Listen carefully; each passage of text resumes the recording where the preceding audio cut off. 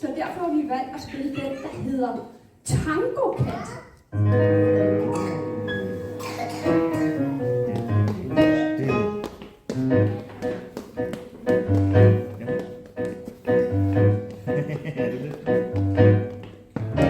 Min kat har spidse ører og knurrer hår hale. Den slikker sig på krogen, som er så fin og blød. Den kælder og den svinger og viser aldrig klør.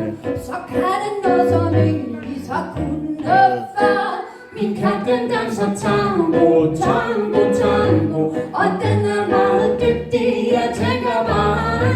Min kat den danser tango, tango, tango. Og så er den verdens sødeste lille mussekat. Tralalalala.